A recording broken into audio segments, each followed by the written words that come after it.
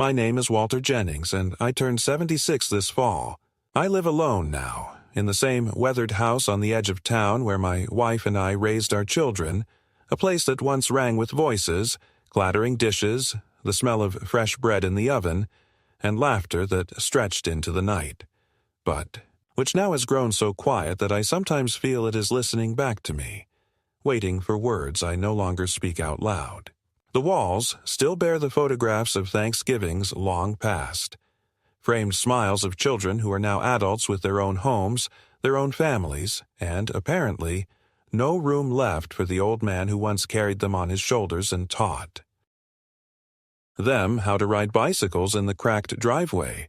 Since Eleanor, my wife of 52 years, passed away from cancer 3 winters ago, the house has become a strange sort of museum, where every object is a relic of a happier time, and every evening feels like a silent vigil.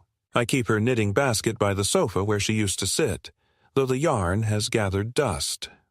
I still sleep on my side of the bed as if making room for her return. Even after all this time, I sometimes wake in the middle of the night and stretch out my hand expecting to find hers, only to clutch a cold sheet and remind myself that she is gone.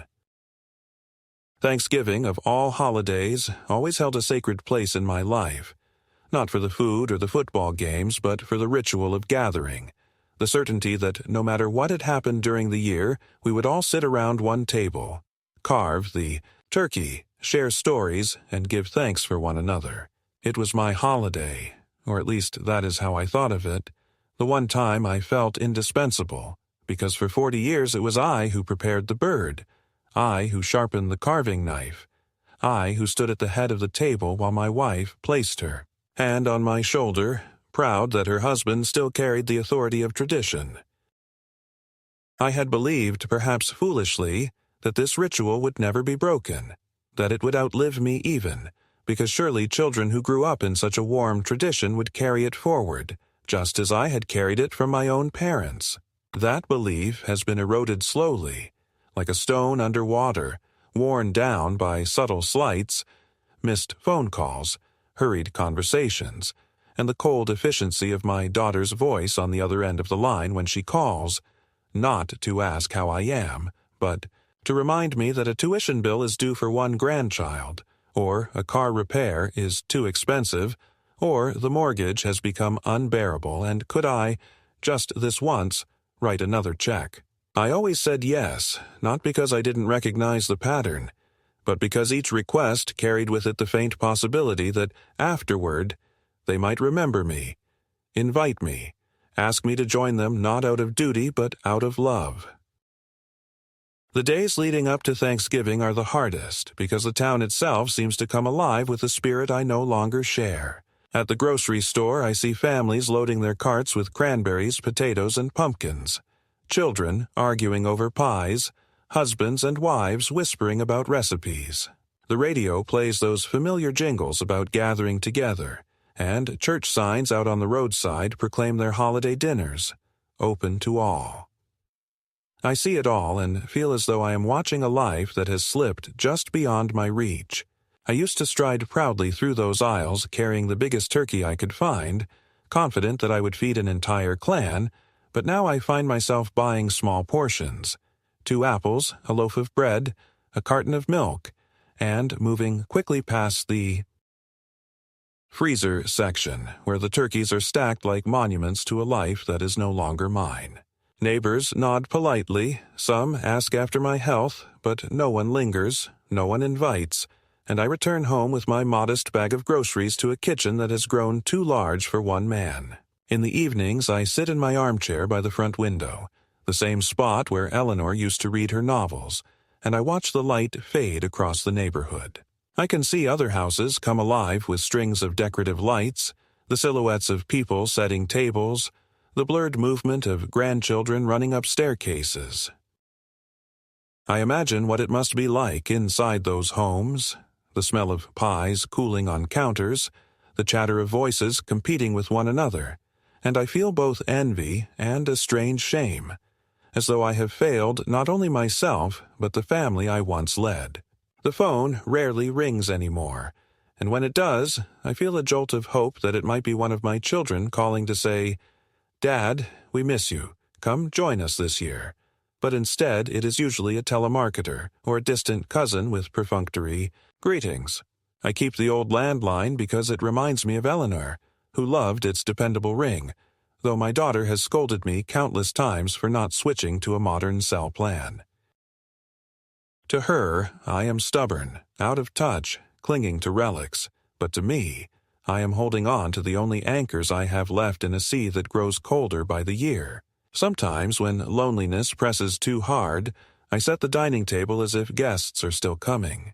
I take out the good china from the cabinet, polish the silverware, and place the wine glasses just so, then step back and pretend for a moment that the family will burst through the door any second. Noisy, impatient, asking what smells so good. It is a cruel game I play with myself, one I always lose, but it keeps me tethered to a sense of continuity. The silence afterward is unbearable, though, and I often end up sitting there in front of an empty plate, remembering the sound of Eleanor's laughter when she caught me sneaking a taste from the turkey, the way our grandchildren used to crawl under, the table with the dog, giggling until someone scolded them. I wonder if they even remember those moments, or if they have been erased by the speed of their new lives, college exams, new friends, careers waiting just around the corner. Perhaps in their minds I am already a figure of the past, a faded photograph that they do not know what to do with. When people ask me how I am doing, I say, fine, because there is no word that captures the hollow of sitting in a house that has outlived its purpose. I sometimes go to the Veterans Hall on Tuesdays, where a handful of men my age gather to play cards and share stories. But even there, I am reminded of how different my path has become. Some of them have children who still call every week, who drive in from other towns to take them out for meals. Others are just as estranged as I am, but they mask it with jokes, with bravado. I cannot mask mine. It sits on my face like a permanent shadow. They tell me to sell the house, to move into one of those senior apartments where there's always company, always planned activities, but I resist, because part of me believes that as long as I stay here, surrounded by the memories of family, I am still connected to them. To leave would be to admit fully that I have been left behind. I keep myself busy with small rituals, sweeping the porch, raking leaves, repairing loose shingles on the shed, even though my knees protest and my hands shake with age. These tasks give me the illusion that I am still useful, still capable, still needed. At night, I make myself simple dinners, often more elaborate than they need to be, as though cooking for an invisible audience. I still roast small chickens, bake pies, mash potatoes, though I eat only a portion and freeze the rest. The freezer is crowded with these leftovers, reminders that I have not yet given up the habit of cooking for many. Thanksgiving looms on the calendar like a storm cloud, and despite everything, I find myself unconsciously preparing for it. I bought a small frozen turkey weeks ago, unable to resist, though I told myself I would not go through the trouble this year. It sits in the freezer like a promise or a threat, waiting for me to decide whether I still matter enough to carve it. It was exactly 1 week before Thanksgiving when the phone rang in the middle of the afternoon, startling me out of a light nap in the armchair. The ring had a sharpness to it that pulled me upright, and for a fleeting second my heart leapt with the naive hope that perhaps it was my daughter calling with words of warmth, an invitation, or even the simplest acknowledgement that the holiday could not truly be complete without her father present.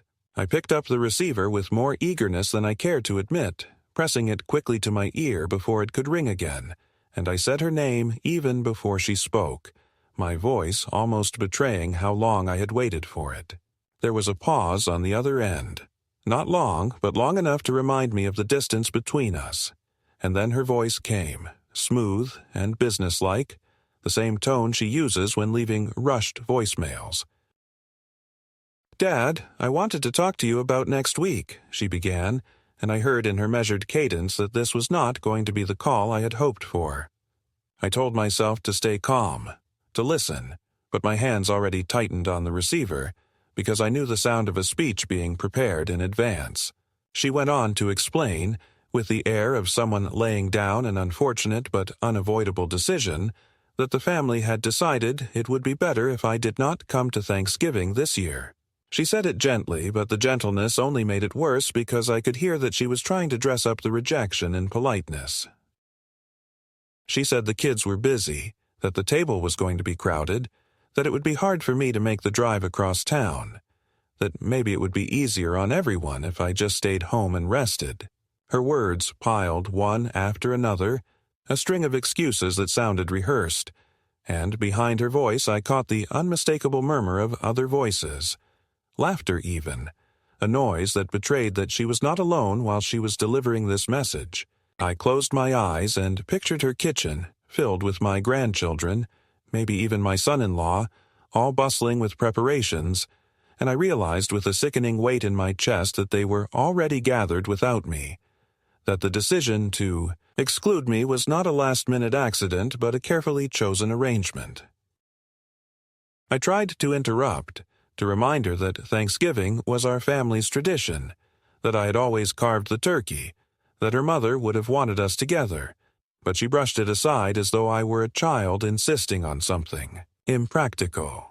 She said, "Dad, please don't make this harder than it has to be. We'll stop by after the holiday. Maybe bring you a plate, but for now, we think it's just best this way." The phrase, "we think," echoed in my mind. Not I think, but we, meaning it was a consensus, a family decision, and I was not part of the family. In that decision-making, I was the object being decided upon. My mouth went dry, and for a moment I could not find words, because it was as if she had reached across the line and pushed me out of the circle of my own blood. I heard myself saying something faint, a question I cannot even clearly remember now. Perhaps, "Are you sure?" or "Do you mean it?" But she had already moved on, rushing the call to a close, telling me she was busy, that she had to get back to things. Before I could steady my voice to argue, the line clicked and the call ended, leaving me with the dial tone humming in my ear like a cruel reminder that I had been cut off not only from the conversation, but from the life it represented. I sat there with the receiver still pressed against my ear, staring out the window where the afternoon light was dimming, and for the first time in my life the holiday ahead appeared not as a day of family and gratitude, but as a long night of absence. I thought of the small turkey in my freezer, the one I had bought weeks before out of habit, and I realized that I had purchased it under the illusion that the ritual still included me, that I was still the man who stood at the head of the table, knife in hand, children watching with expectation. Instead, I saw myself in that moment as what I had apparently become to them, an old man sitting alone in a chair, holding on to traditions that no one else cared to honor, waiting for an invitation that would not come. My chest tightened, not just with sadness but with humiliation, because there is a particular shame in being unwanted by those who should need you most. The hours after that call stretched unbearably long. I walked through the house aimlessly, touching the backs of chairs, straightening frames, opening drawers only to close them again, trying to fill the silence that seemed heavier than usual. I thought of Eleanor, how she would have reacted to such rejection, and I imagined her anger, her defense of me, the way she would have stormed into our daughter's house demanding an explanation. I whispered her name into the air, as though conjuring her spirit might give me the strength to do the same, but all that answered was the ticking of the clock. By evening, I had set the small turkey out on the counter to thaw, though I had no appetite, no desire to cook it. It was a gesture more than a plan, a way of telling myself that I could still mark the holiday in some form, even if I did it alone. The following day, I received a text message from my granddaughter, brief and almost careless. "Love you, Grandpa. Hope you're well. We'll see you soon." There was no mention of Thanksgiving, no acknowledgement of the decision that had been made about me. It felt like a bandage placed on a wound while ignoring the knife still lodged inside. I stared at the words on the small screen of the phone I barely know how to use, and I wondered whether she even knew that I had been excluded, or whether the story being told to the younger generation was different, perhaps that I had chosen not to. Come, that I was too frail or too stubborn. That thought cut deeper than the rejection itself, because to be misrepresented to your own grandchildren is to have your role as a father and grandfather rewritten without your consent. As the week moved on, I found myself shrinking into myself, avoiding neighbors who asked about my plans, making excuses at the grocery store when clerks cheerfully asked if I was ready for the holiday. I smiled weakly and said yes, though inside I felt like a fraud. Each question reminded me of the reality that my family had decided I was unnecessary, that they could feast without me, laugh without me, give thanks without me. Nights were the worst when I sat with the lights dimmed, imagining the conversations happening in my daughter's house, the smells of cooking that I could not share, the sound of chairs scraping as everyone took their places. I pictured the empty space at the end of the table where I should have been, and I wondered if anyone even thought to mention my name, or whether day would pass with me existing only as a brief afterthought. I did not cry, though my throat ached with the urge. Instead, I grew cold inside, a numbness spreading through me that I had not felt even at Eleanor's funeral, because grief for a loved one lost to death is at least softened by the knowledge that they did not choose to leave you. This was different. This was a wound cut by choice, by my own blood, by the people who had once clung to me for safety. It was a betrayal that felt almost biblical in its cruelty, and yet there I was, powerless to change it, standing in the ruins of traditions I had spent a lifetime building. That was the moment, though I did not know it then, when something in me began to harden, when I started to understand that if I wanted to be seen, if I wanted to matter again, I would have to step outside the circle they had drawn without me.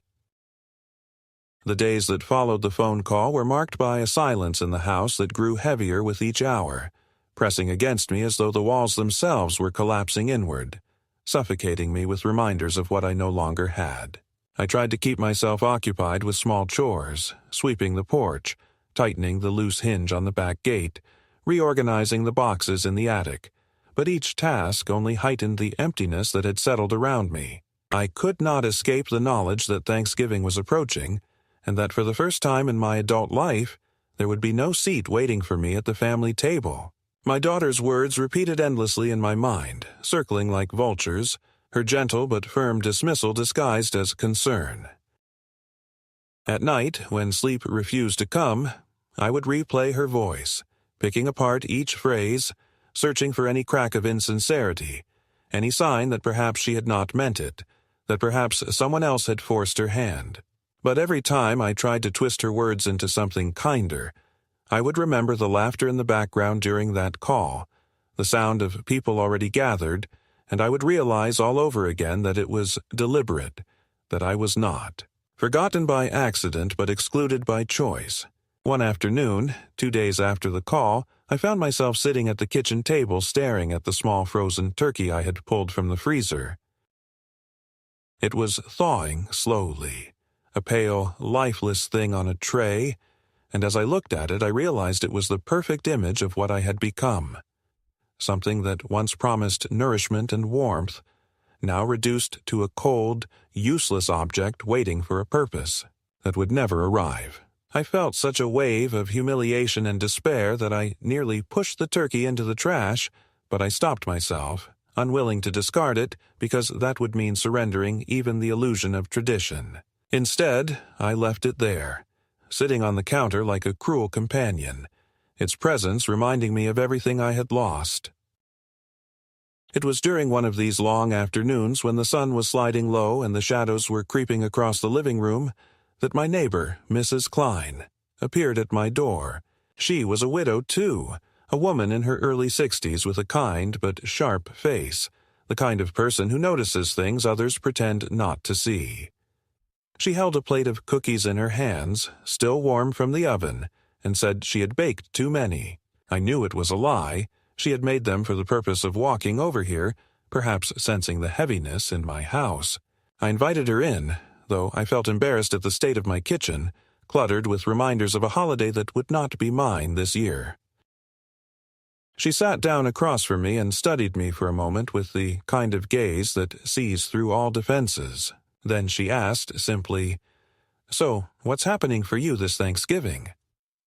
The question landed like a stone, and for a moment I considered inventing a story, some vague explanation that I would be joining family later in the week, but I was too tired for lies. Instead, I told her the truth, though my voice cracked as I said it, that my daughter had asked me not to come, that they were already gathering without me, that I had been politely erased from the picture. "Mrs." Klein shook her head slowly, a look of both pity and outrage crossing her features, and she said, "That's cruel. That's not how family should be." Then, after a pause, she added, "Why don't you come here instead? I'm having some people over, a few other neighbors, some friends from church. It's not a big affair, but there will be food and laughter, and you won't be sitting alone." At first I resisted, shaking my head, saying I couldn't impose, that I didn't want to intrude on her family's gathering. But she interrupted me sharply, with the authority of someone who refuses to accept excuses. "It isn't imposing if you're invited," she said. "And my children aren't coming either. They all have their own plans, their own excuses, and I've decided not to beg them anymore. So you see, we're in the same boat. We might as well share it instead of sinking alone."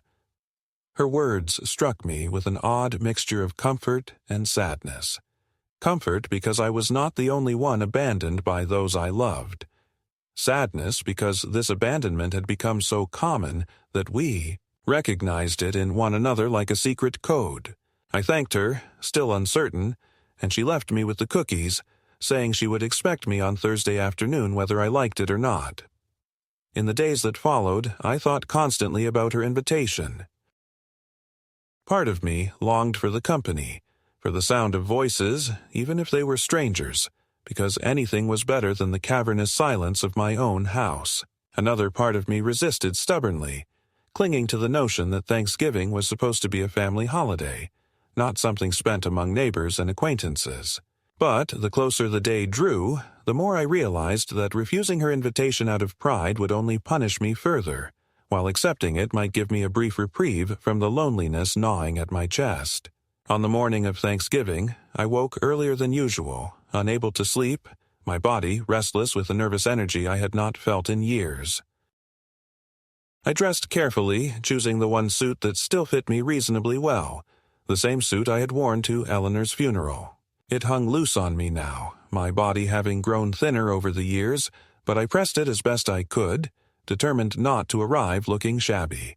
I polished my shoes until they shone, combed what little hair I had left, and even splashed on the aftershave Eleanor had once loved, though the scent made me ache with memories.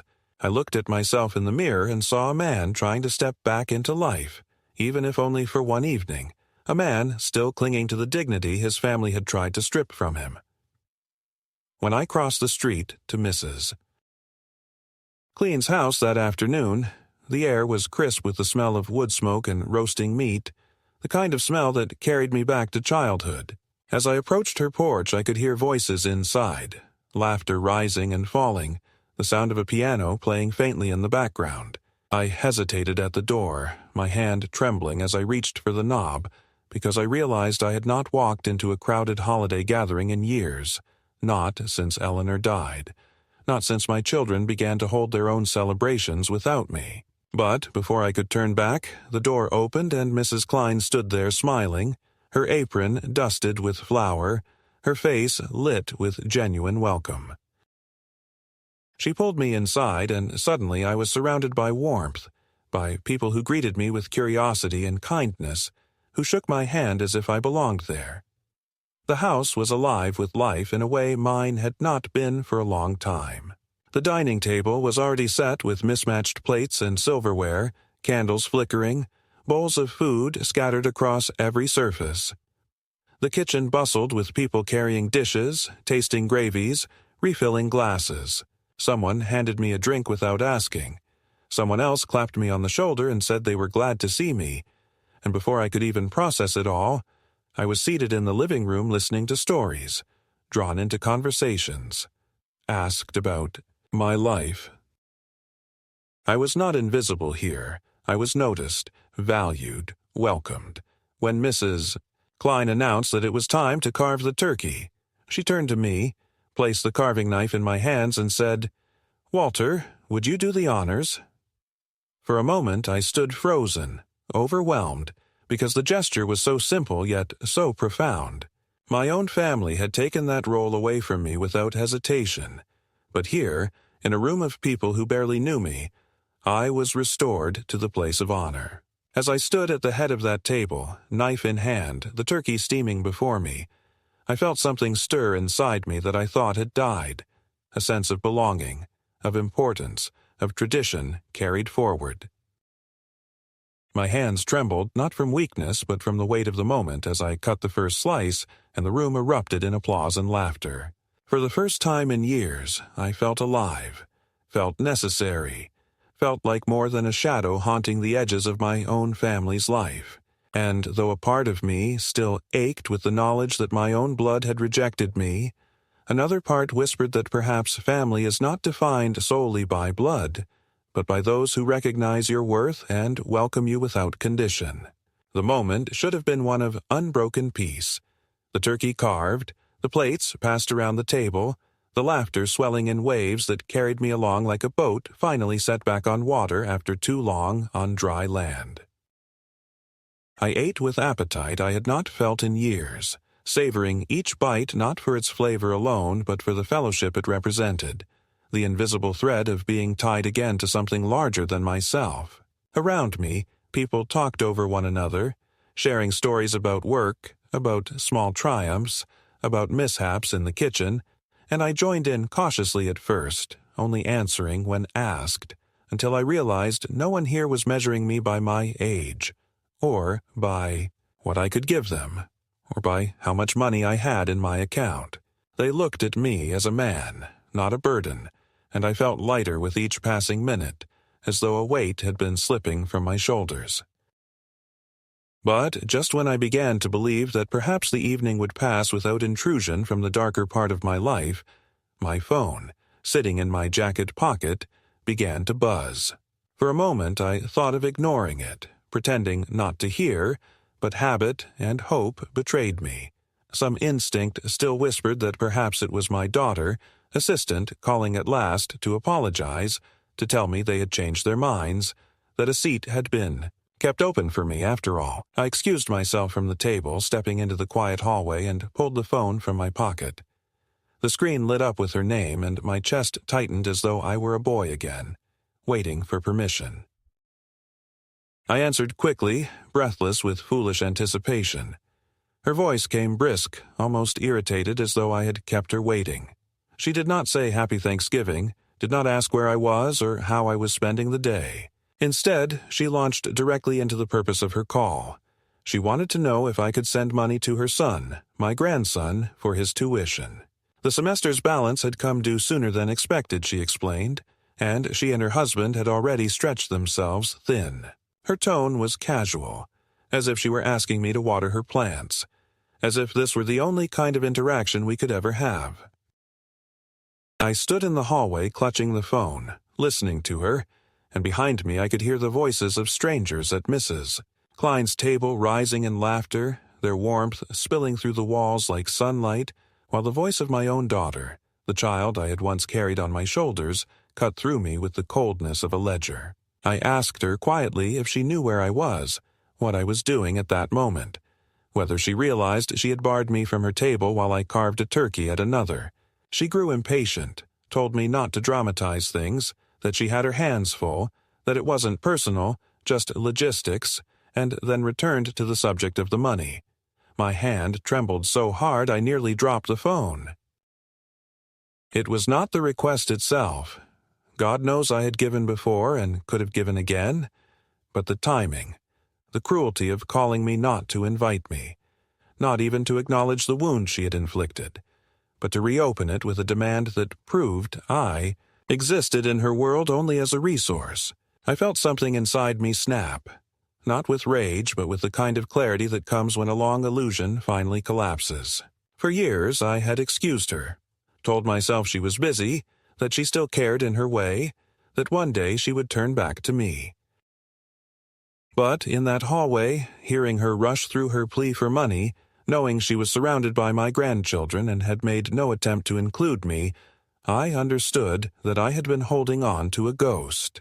My daughter no longer saw me as a father. She saw me as a wallet with a fading memory, someone to be managed, someone to be used. The realization burned through me, leaving behind not emptiness but a kind of grim steadiness, a decision forming even before I knew what it was. I told her, my voice low but firm, that I could not help her this time. For a moment she went silent, stunned perhaps by the word no, a word she had not heard from me in years. Then she began to protest, her tone sharpening, accusing me of selfishness, of forgetting my responsibilities as a grandfather, of putting pride over family. I let her speak, but my eyes were fixed on the doorway back to Mrs. Klein's dining room, where I could see the flicker of candles and hear the murmur of people who had taken me in without asking for anything in return. I told my daughter that I hoped she had a good holiday, that I loved her, but that I would not be sending money today. Before she could reply, I ended the call, my thumb pressing down with a finality that sent a shiver through me. When I returned to the table, Mrs. Klein looked at me with a question in her eyes, as though she sensed something heavy had just occurred. I gave her a small nod, an assurance that I was all right, though inside I felt as though I had walked through fire. As I sat down, one of the men across the table raised his glass to me and said, "To Walter, for carving the turkey better than any of us could." The others cheered, clinked glasses, and in that moment I realized that while my own blood had rejected me, life itself was offering me a second chance through these unexpected companions. My daughter's call, cruel as it was, had clarified something that had been blurred for too long. The family I had once lived for was gone, but that did not mean I had to vanish with it. The night of Thanksgiving ended with an ease I had almost forgotten existed. The dishes cleared away by many willing hands, the last slices of pie divided among the guests, and then chairs pulled into a loose circle in the living room where stories continued well past the time when people should have been going home. I sat there quietly for a while, content just to listen, feeling the warmth of proximity, the simple miracle of belonging without conditions.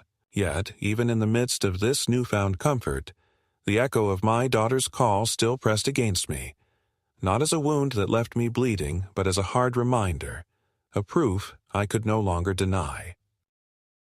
Something had shifted inside me during that conversation, something permanent, and I knew I would never again look at my daughter, my grandchildren, or even my role in their lives through the same lens. For years I had clung to the hope that if I gave enough, endured enough, forgave enough, they would one day turn back to me and recognize the man I still was. Now, though, the hope had been exposed for what it was, a trap that kept me bound while they took what they wanted. The next morning, when the echoes of laughter from the night before still seemed to linger in my ears, I woke with a clarity that startled me. I sat at the kitchen table with a cup of coffee and went over the call again in my mind. Each word of my daughter's request, each dismissive tone, each hint of annoyance when I hesitated. What struck me most was not the demand for money itself, but the casual cruelty of its timing, as though she had deliberately chosen the very moment she knew I would be most vulnerable, most aware of my exclusion, to remind me of my place in her version of family. She had not called to bridge the distance, not even to offer a perfunctory greeting. She had called because she needed something, and in her mind that was the only tether between us that mattered. For the first time, I felt the full ugliness of that truth without trying to soften it with excuses. Over the following days, while the rest of the country basked in the afterglow of family dinners and sales at department stores, I withdrew into myself. Not with despair, but with a kind of steady concentration. I began to look at my life as if I were a man surveying a battlefield after the smoke has cleared, assessing what remained, what was lost, and what could still be salvaged. I thought of the years of checks I had written, the endless ways I had opened my accounts, my home, my time, always telling myself it was for the sake of family. But family had not been preserved by those sacrifices. It had been hollowed out, replaced by entitlement, until I had become little more than a convenience, a source of funds, a figure kept at arm's length until needed. The shame that used to weigh me down at such realizations began to burn away, replaced by something sharper. Anger, yes, but also resolve. It was in this state of reflection that another small but devastating event occurred. A few days after Thanksgiving, my mailbox delivered an envelope addressed in my daughter's handwriting. For a brief, foolish moment, I thought it might be a letter of reconciliation, perhaps even an apology written in the quiet after the holiday. But when I opened it, I found inside a printed form from her husband's law office, along with a sticky note in her hand that read, "Dad, please sign this as soon as possible and send it back. It's just a formality. Thanks." The form, however, was not the trivial thing she implied. It was a legal authorization that would grant her and her husband shared access to one of my bank accounts, with the reasoning stated as financial management assistance for elder family member. I stared at it for a long time, the words blurring as anger surged through me, and I realized with sick certainty that my exclusion from Thanksgiving had not been only about space at a table. They were preparing the groundwork for something larger, control. The pieces fit together with terrifying clarity. Their sudden insistence that I stay home, their casual lies about logistics, the phone call that reduced me to nothing but a source of tuition money, and now this form. They were crafting a narrative, not just within the family but perhaps even legally, that I was incapable of managing my affairs, that I was slipping into confusion, that they had to step in. I could almost hear the way they must speak of me to others. Dad is getting forgetful. Dad doesn't handle stress well. Dad is too frail to manage things. With every retelling, they would shift me further out of my own life until one day I would wake to find decisions being made for me by the very people who had stripped me of dignity. It was not neglect alone I was facing. It was a quiet erasure, a transfer of authority masked as concern. That night I did not sleep. I walked the length of my living room over and over, my mind racing, my heart pounding with both fear and determination. I knew then that my daughter and her husband had crossed a line from which there was no return. Exclusion was one cruelty, but this was theft dressed up as care, betrayal sharpened into strategy. I could not allow it. Something inside me that had long been dormant, the stubbornness, the pride, the will that had once carried me through the hardships of youth and the trials of raising a family, flared to life again. If they wished to paint me as incompetent, then I would show them the opposite. If they thought they could push me quietly into a corner until I ceased to exist, then I would step out into the light and reclaim what was mine. The escalation continued, almost as if orchestrated to test how much I would endure before breaking. 2 days later, my daughter called again. This time she sounded falsely cheerful, asking if I had received the papers. I told her I had, and she rushed to assure me that it was nothing serious, just something to make things easier in the future, that her husband had explained it thoroughly and all I had to do was sign. When I pressed her, asking why it was necessary, she slipped into that same clipped impatience, the one she had used on Thanksgiving Day, telling me not to overthink, that I should trust her, that she was only looking out for me. I could almost hear the script she had rehearsed, the way she had convinced herself that what she was doing was not manipulation, but responsibility. For years, I might have swallowed it, nodded, and signed. But this time, I told her calmly that I would not. The silence that followed on the line was thick, dangerous. Then she muttered something about me making things harder for everyone and hung up without saying goodbye. It was in that silence after the call that the full reality set in. My daughter was not simply neglecting me, not simply failing me. She was actively working against me, reshaping the story of who I was to suit her own convenience. And in that recognition, I felt a dark clarity. There would be no going back to how things were. She was no longer the daughter who had once run into my arms after school, whose drawings still hang in faded frames on my walls. She had become something else, someone who saw me as an obstacle to be managed, an asset to be extracted, a problem to be solved. I returned to Mrs. Klein's house the following weekend under the pretense of bringing back the dish she had loaned me, but in truth because I needed to speak to someone who could see me as I truly was. She listened patiently as I recounted the letter, the phone call, the form. Her face grew hard with anger on my behalf, and she told me plainly, "You need to protect yourself. They're not going to stop. People like that never stop until they've taken everything." Her bluntness struck me, but it also steeled me. I realized that the only way forward was to act, not with desperation but with careful steps, deliberate choices. I could not undo the betrayal, but I could decide what it would and would not cost me. As December approached, the air turned cold, the nights longer, and with them my determination solidified. The exclusion from Thanksgiving had been the first public signal of my displacement, a way of removing me from sight so that no one could question their version of events. The form in the envelope was the next step, the legal maneuver. I knew there would be more to come. The escalation was no longer subtle, it was a campaign. But if they believed I would collapse under the weight of it, they had underestimated the man who had survived poverty, war, and loss. They had underestimated a father who had once built a family from nothing, who had buried a wife and still risen each morning to keep going. I looked around my house one evening, at the photographs of Eleanor, at the memories we had built, and I whispered aloud, "They will not take this from me." And in that moment I felt something powerful. Not quite hope, not quite revenge, but a sense of purpose, fierce and undeniable. They had escalated the fight. Now so would I. I did not announce war, I did not slam doors or shout into phones. I simply began, step by careful step, to take back the ground beneath my own feet, and by the time the first week of December rolled around, the pieces were in place in a way that felt less like vengeance and more like oxygen. I met with a lawyer, recommended by a man from the Veterans Hall who had watched children do to their parents what mine were now attempting to do to me.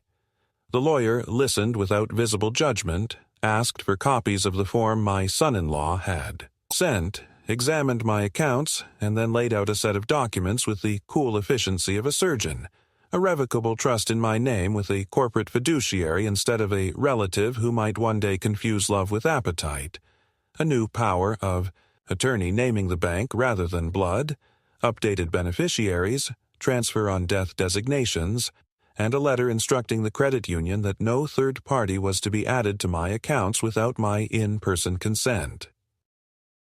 I signed with a hand that did not tremble, and when I walked out into the sharp winter light I felt 10 pounds lighter, not because I had become untouchable or rich, but because for the first time since Eleanor died, I belonged to myself again. I told no one except Mrs. Klein, who heard me out in her kitchen with the kettle hissing, and nodded gravely, and said that safety is not selfishness, that a man has a right to bar his door against a storm even when the wind is carrying the voices of his children. 2 days later, the storm arrived in earnest. Not as a hurricane, but as a string of messages from my daughter escalating in tone from airy reminders to clipped ultimatums, each one carrying the stale perfume of entitlement, and when I did not answer. She sent one final text that read like a line she had rehearsed in front of a mirror, that if I insisted on being difficult they would have to formalize care, and that I was forcing her to take steps I would not like. I stared at the words until the letters blurred, and then I did something I had never done with her in my life.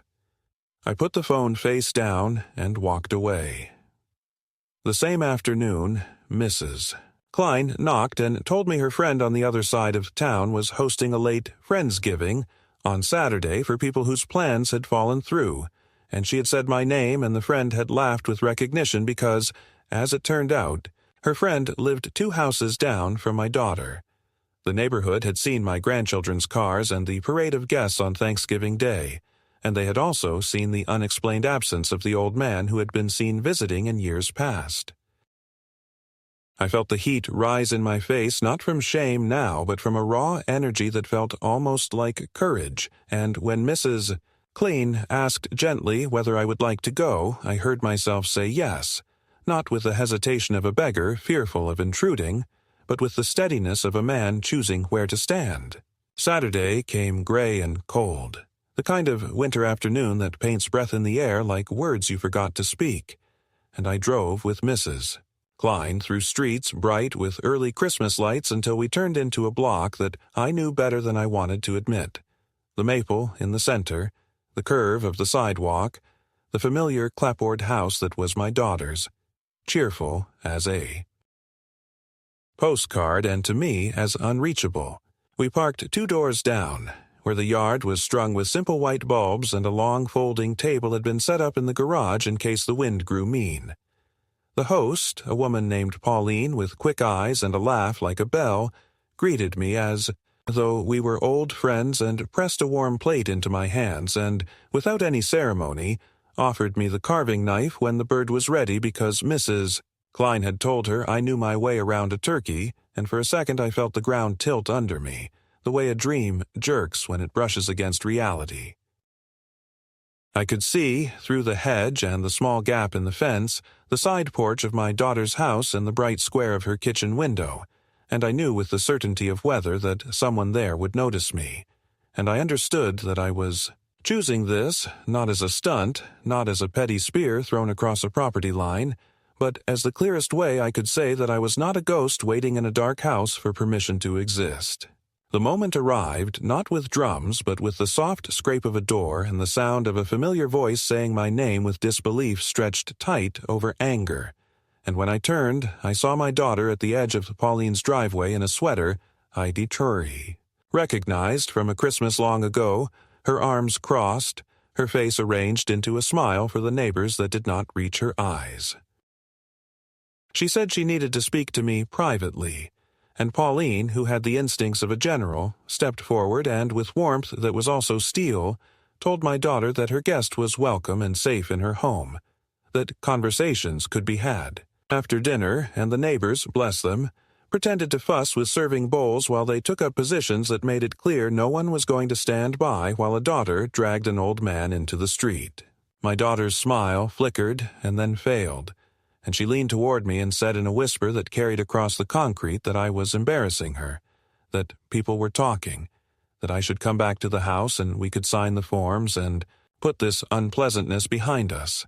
And I felt the old reflex rise, the one that had always sent me reaching for my checkbook, for my coat, for any quick solution that would smooth the waters, and then I looked down at the knife Pauline had placed in my hand. There are moments when a life gathers itself and leaps, not with violence but with an exactness that makes everything before it seem fogged.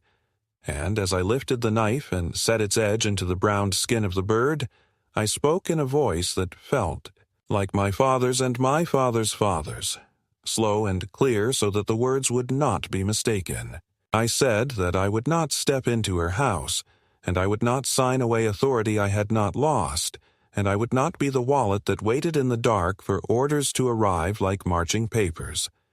I said that I loved her, and I loved her children, but I had put my affairs in the hands of professionals who could not be flattered or bullied, that my accounts were protected, that the trust had been funded, that the bank would speak for me when I chose not to, and that if she believed she could frighten me with phrases about formalizing care. She did not know me and did not understand the word care. I told her that Thanksgiving had already happened for me, a few blocks and a lifetime away, that strangers had welcomed me where blood had barred the door, and I lifted the first slice free and laid it on the platter, and the people gathered in. Pauline's garage broke into applause so gentle and genuine that I had to swallow twice before I could breathe. My daughter's face changed then, and I watched the realization move through her features the way a shadow travels across a field when a cloud passes, understanding first of the practical defeat, that the paperwork she had imagined would be hers to use, had been neutralized, and then of something deeper, that the power she had held over me all these years had not been about legal forms at all, but about my willingness to be diminished in order to keep the peace, and that willingness had been withdrawn. She tried a different tack, telling me I was being manipulated by neighbors who did not have my best interests at heart, and Pauline, who had kept her distance to give us room, stepped forward again and offered my daughter a plate and a place at the table, saying that best interests sometimes look like a warm chair and a glass of cider and a knife placed in a man's hand, because you can see that it is the knife he has held most of his life. My daughter did not take the plate. She tugged at the cuff of her sweater like a child and said we would talk later and turned back toward her porch. And for a second, I thought I saw her falter, the way a person wavers on ice when they realize it may not hold. And I felt a tenderness that surprised me, a reminder that she was still the girl who had once slept on my chest during thunderstorms. But I did not call after her, because love does not mean setting yourself on fire to warm someone who will not come inside. After she disappeared into the bright square of her kitchen, the garage seemed to exhale as though it had been holding its breath, and conversation rose again, careful at first and then easy, and Pauline handed me a towel and I went on carving, each stroke clean and sure, each slice placed where it needed to go, and with every motion I felt a quiet build inside me, not triumph exactly, but the deep relief of a man who has stopped arguing with the tide and learned again how to swim. Someone asked for a toast and I found words without searching, saying that I had spent the last years believing family was something that could only be lost, that its disappearance was a verdict rather than a choice, and that tonight proved otherwise, that sometimes the door you are pushed through leads not into exile but into a room where people have been saving you a place without even knowing your name. I lifted my glass toward the hedge that separated Pauline's yard from my daughter's and said softly, for myself as much as for anyone else, that I wished no one harm, that I hoped one day those who had turned me away would find their way back not to my money but to my table, wherever it might stand, and that until then I would eat and drink and live among those who saw me as a man and not as a ledger. The neighbors touched their glasses to mine, and Mrs. Klein, eyes bright with unshed tears, squeezed my arm with the fierceness of a sister. When the plates were full and the laughter rose again, I felt the phone vibrate in my pocket, and for the first time in months I did not reach for it, because there would be time later for whatever words were waiting, and because the most important conversation had already happened, the one between my fear and my resolve, and it had concluded with a simple sentence that I finally believed: I belong to myself. I set the final slices in place, laid the knife down, and for a heartbeat the room was very quiet, the way a sanctuary is quiet after a hymn, and I knew that the moment I had dreaded and chased and needed had arrived and passed, leaving me on the other side of it, not young again, not repaired, but true. When the last of the legal papers were signed and the money finally settled into my account, I felt not triumph but a calm, so deep it seemed to reach back through every sleepless night of the past years and smooth them into silence. My daughter and her husband were gone from my daily horizon, not because I had banished them in anger, but because they had already left me long ago, and now I had at last accepted what my heart had fought against for too long. I no longer carried the weight of waiting for a phone call that would never come in love, only in need. I no longer checked the calendar on holidays hoping for an invitation. Instead, I found myself learning again how to mark time by my own rhythms, how to measure a day by the taste of morning coffee and the warmth of a neighbor's greeting rather than by the unpredictable whims of those who had stopped seeing me as family. In the weeks after, my life assumed a quieter, more deliberate shape. I walked by the lake near my new apartment, letting the cold air wake my lungs, and I began to speak again with people who smiled when they saw me, not because they wanted something, but because they were glad I existed. Mrs. Klein and her circle became a steady part of my life. We shared dinners, not grand feasts but simple meals, where laughter rose easily and no one needed to prove themselves. I discovered that belonging is not inherited but cultivated. That sometimes the strangers who open their doors to you in kindness are closer kin than the blood that has grown sour with time. There were, of course, moments when the old ache stirred. I would pass a store window and see a sweater I once would have bought for my daughter at Christmas.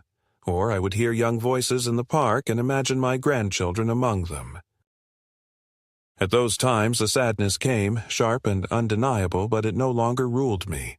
I let it move through me like weather, knowing it would pass, knowing also that grief, like love, never truly ends but changes its shape until it can be carried without breaking you. One afternoon, sorting through a box of Eleanor's things, I found an old letter she had written years ago, a note tucked into my lunch when I was still working, reminding me to eat and not to overwork, ending with the words, "Don't forget, you are loved." I sat at the table holding that piece of paper, the ink faded, but the truth of it as clear as ever, and I realized that my life was not defined by the rejection of my child, but by the love I had known and given freely, by the marriage that had shaped me, by the quiet integrity of doing what was right even when no one thanked me. That memory steadied me more than any legal victory could. As the first snow fell over the town, I decorated my small apartment with a few modest touches: pine branches in a vase, a candle in the window, a wreath on the door. Mrs. Klein knocked one evening with a pie and said a few of the neighbors were planning a holiday supper together and would I come. I laughed softly and said I would bring the wine, and for the first time in many years I felt anticipation instead of dread at the thought of gathering around a table. I know now that my daughter may never return to me in the way I once dreamed she might. Perhaps someday the grandchildren will find me on their own. Perhaps not. What matters is that I have stepped out of the prison of waiting and into a life that still has room for warmth, for companionship, for dignity. When I wake in the morning, I no longer reach for the phone in fear of what demand might come. I reach for the kettle, for the cup, for the simple act of beginning another day on my own terms. The betrayal will always mark me, but it no longer defines me. What defines me is that I endured it, answered it not with surrender, but with resolve, and found a new way forward. Family can be crueler than strangers, but it can also be found again in unexpected places. I have learned that justice does not always roar. Sometimes it is simply the sound of a door closing behind those who meant you harm, and the quiet opening of another door where people are waiting with a smile and a chair at the table. And so my life, once bent under the weight of loss and humiliation, has steadied into something that, while humbler than the family gatherings I once imagined, is no less real. It is enough. I am enough. And as I sit by the lake watching the geese lift into the gray sky, I whisper to myself the words that Eleanor once wrote, words that carry me into every new day. I am loved.